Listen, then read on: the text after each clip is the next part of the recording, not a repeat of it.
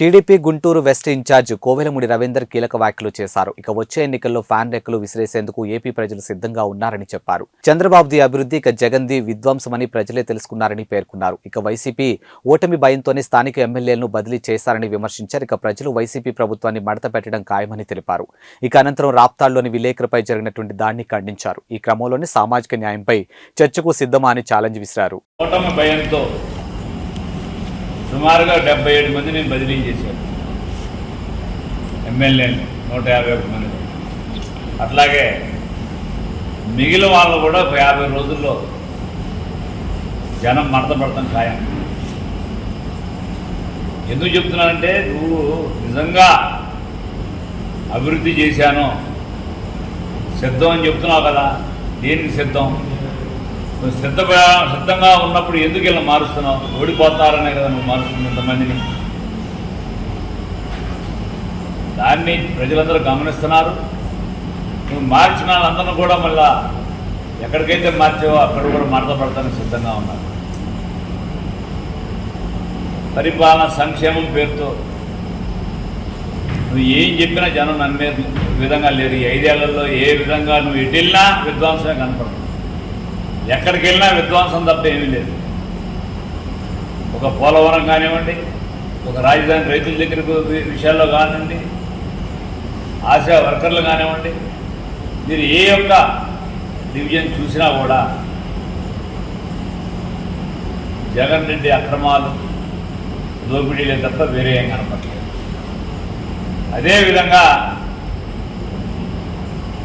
అతను నిన్న సిద్ధం అని చెప్పి రాప్తాడ్లో సభ పెట్టాడు. ఎంత ప్రజాధనాన్ని దుర్వినియోగం పరిచాడో మనందరం చూసాం కళ్ళతో. ఒక ఆంధ్రజ్యోతి విలేకరిని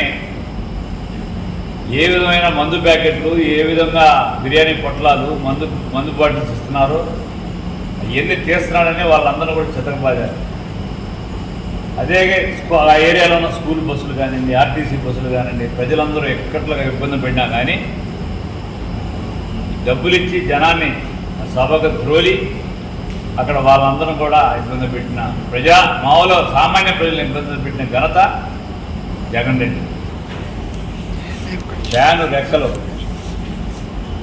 విరిచేందుకు ఆంధ్ర రాష్ట్ర ప్రజలందరూ సంసిద్ధంగా ఉన్నారు. ఎప్పుడు ఎలక్షన్ వస్తుందా, ఈ మాయదారి ముఖ్యమంత్రిని ఎప్పుడు తరిమి కొడదామా, ఎప్పుడు ఈ విధ్వంస పరిపాలన ఈ రాష్ట్రం నుంచి పారద్రోలాలని చెప్పి ప్రజలందరూ కూడా ఎదురు చూస్తున్నారు.